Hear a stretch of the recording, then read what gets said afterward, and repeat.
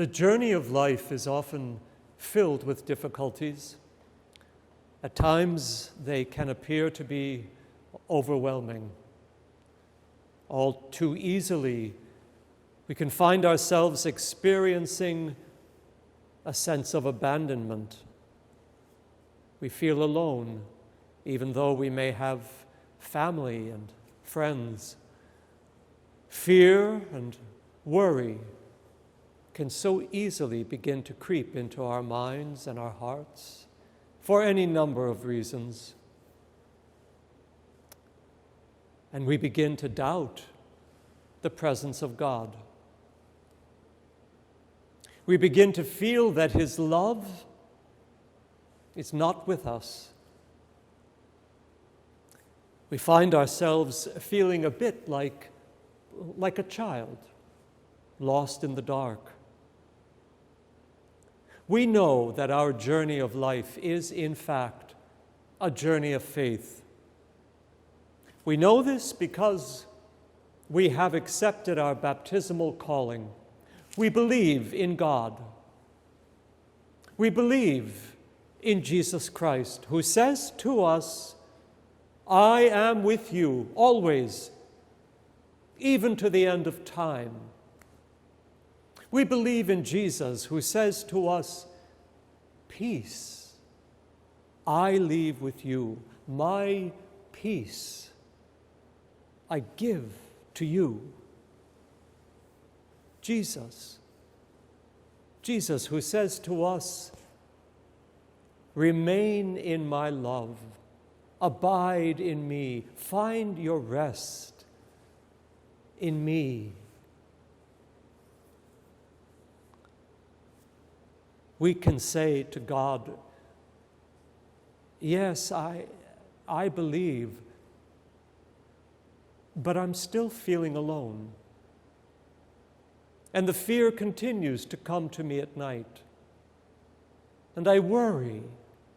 I worry about any number of things." We sometimes ask the question, why? If God is with me, why do I feel so alone at times? Why, if God is with me, why do I experience the pain of loneliness? Why am I feeling fearful of tomorrow? Why doesn't God just take these dark feelings away from me and allow me to experience His peace, His serenity, His love?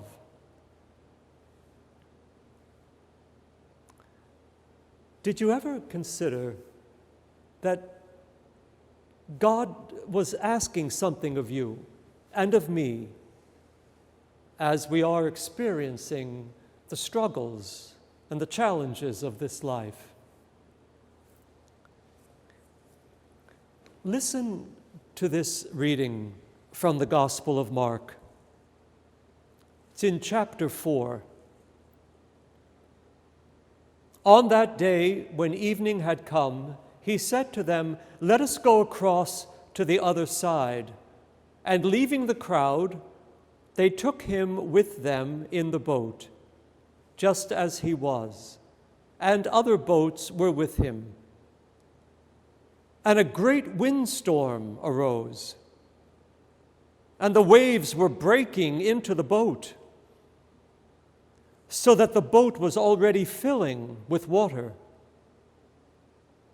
But Jesus was in the stern, asleep on a cushion. And they woke Him, and they said to Him, "Teacher, do you not care that we are perishing?" And He awoke and rebuked the wind and said to the sea, "Peace, be still." And the wind ceased, and there was a great calm. Then He said to them, "Why are you so afraid? Do you still have no faith?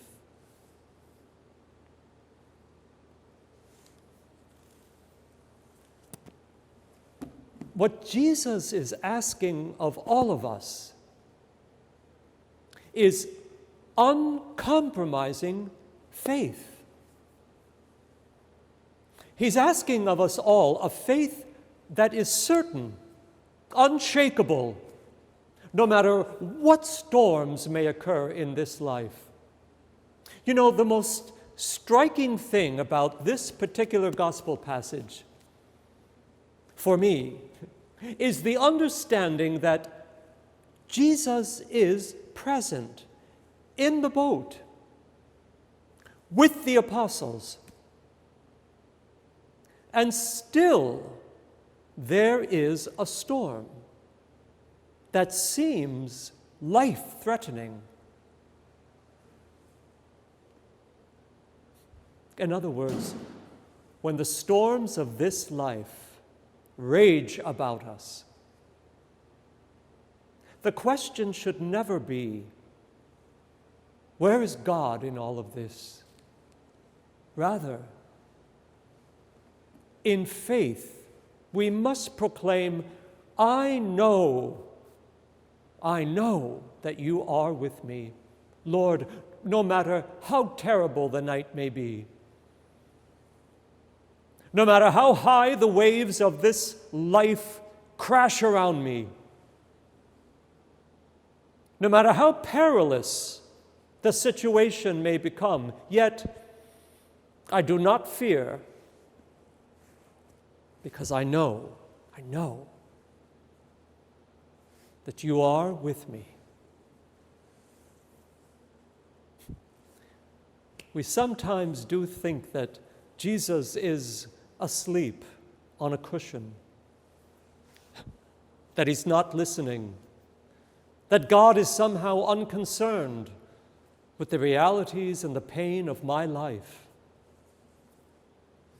We begin to allow fear to overtake us. And we say, Lord, do you not care that I am perishing? He says to us in reply the same thing he said to his apostles. Why are you so afraid? Have you still no faith? And then I believe he says something a little more to us. He says, I know you are afraid at times, like a child lost in the dark. And that is why I have given you my mother. She will help you to never be afraid when the storms of this life begin to form. She will remind you that I am here with you always. Mary understands all that we experience in this life, all the challenges, the doubts, the worries, the fears that can overtake us.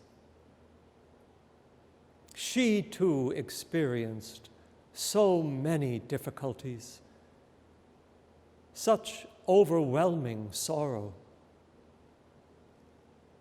She experienced everything that we do, yet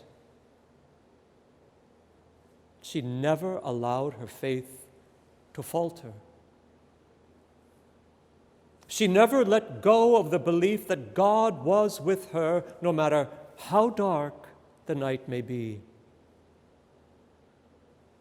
Mary's prayer is a prayer of absolute faith.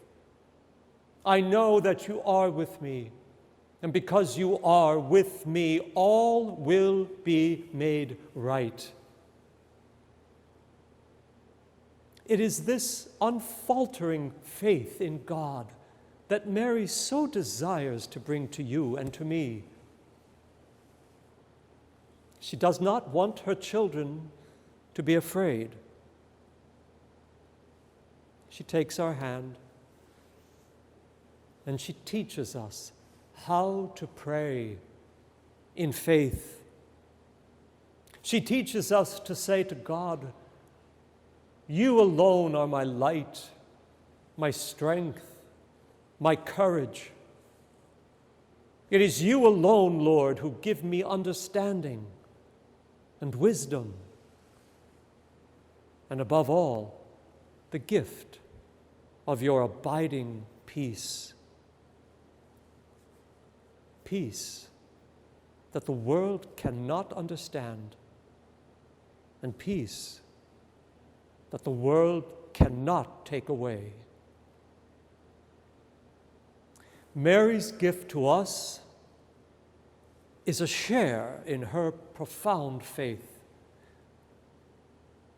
She would want to give us all a full share of her faith, but she knows, as every good mother knows, that children must begin to take on the responsibility themselves of growing in faith. And so Mary knows that if we have but a share in her faith, it is enough to set us on the pathway of a genuine fullness of faith. With her, we find the light of a new day, a day that has no storms, no fears, no darkness.